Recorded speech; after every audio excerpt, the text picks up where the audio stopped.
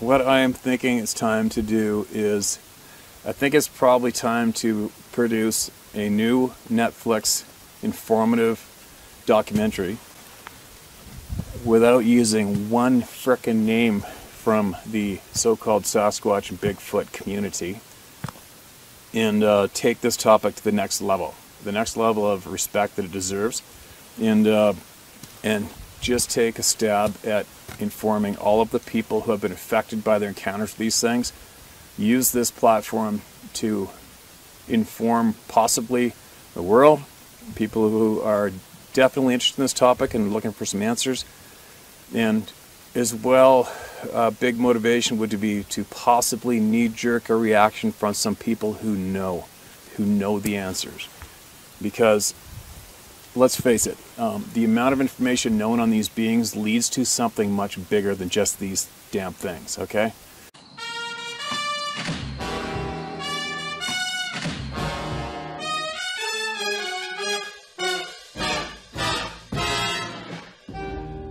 If I call 3 times a day, come and drive my blues away. When you come, be ready to play. Do your duty. If you want to have some luck, give your baby your last buck. Don't come cracking like a duck. Do your duty. I heard you said you didn't love me. Hello, hello, hello, and welcome fellow citizens and sincere students of the Sasquatch species all across North America and wherever else in the world our next of kin calls home. I'm your host, Christopher Noel.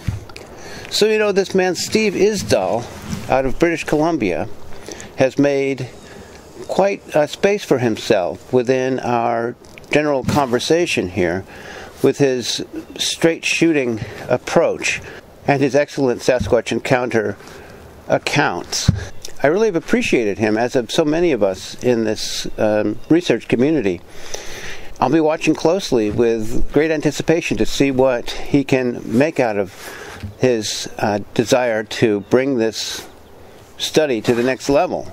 I have a sneaking suspicion, however, and I hope I'm wrong, that this may end up leaning on some sort of unsupportable conspiracy theory. A couple of things that he's said over the last 6 months, one of them having to do with 9/11, have led me to question whether he's fully grounded in what I consider to be reality. Others will, of course, disagree. And I don't like the way he dismisses the entire freaking Sasquatch research community with one bold stroke, because we collectively have been working for decades now and have pushed our understanding of the species forward, I think, indisputably. So that too gives me pause.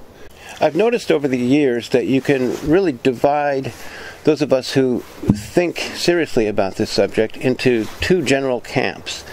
And I'm not talking about ape versus human. I'm talking about those who, like apparently Mr. Isdall, believe that the Sasquatch species is just the tip of the iceberg. There's something much larger going on than just them.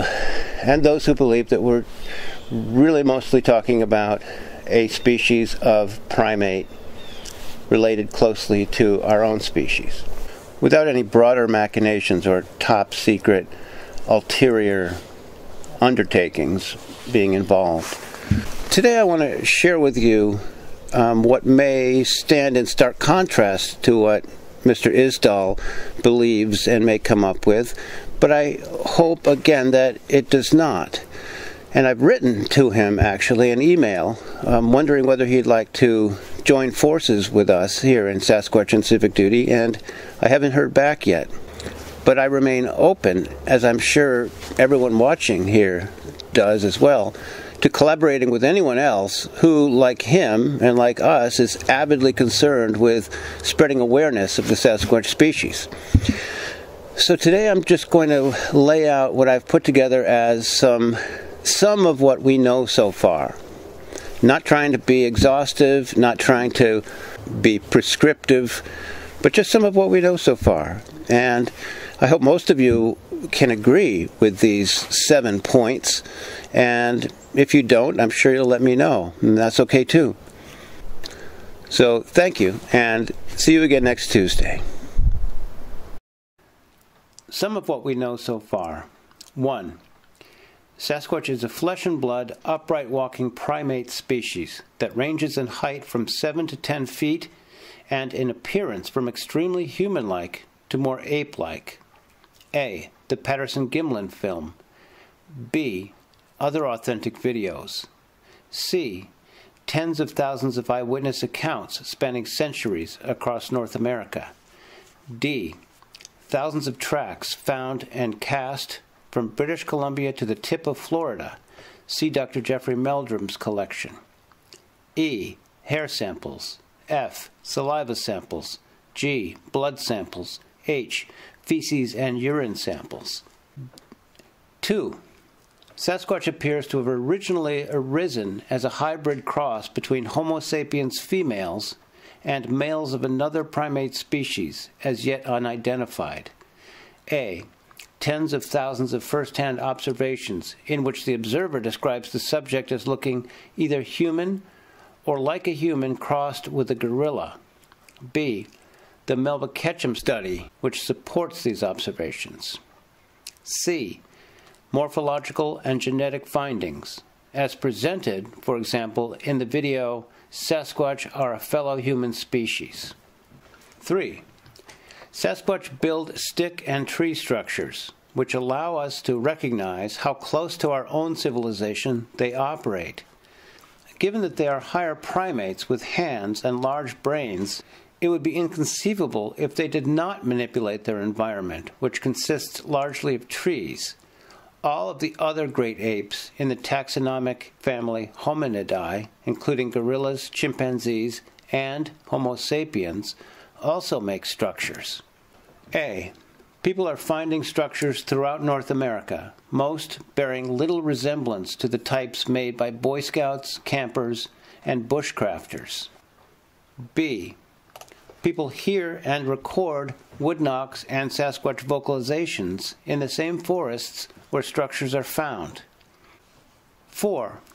As established by structures, tracks, audio evidence, and sightings, Sasquatch range extends to most forest-covered areas of North America, even if these border or overlap with Homo sapiens properties.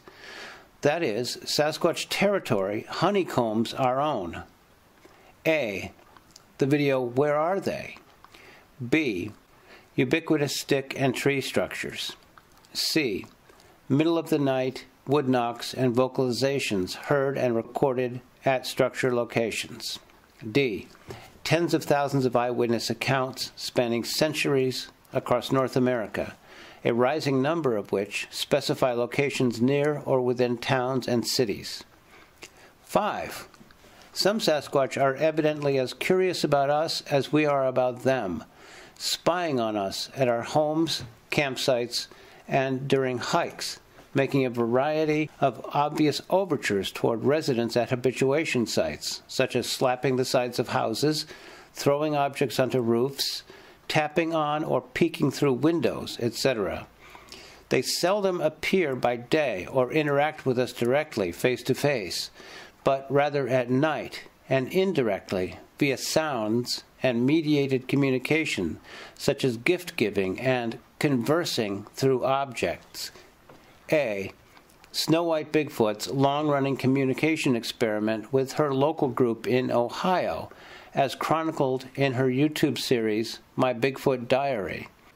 Introduction to her work, here. B. The book Our Life with Bigfoot. C. Hundreds of other confirming accounts online and in books. 6. Sasquatch can be aggressive in certain situations. A small fraction are violent and life-threatening. A.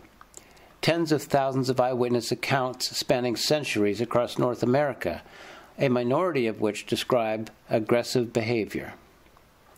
B. Many documented cases of small children going missing and then being found dead, bodies intact, thousands of feet up a mountainside. See David Paulides' Missing 411 series of books and documentaries. C. Many documented cases of small children going missing and being found alive, having survived prohibitive conditions, only a little worse for wear, and telling stories such as that of 3-year-old Casey Hathaway in North Carolina. A bear took care of me. D.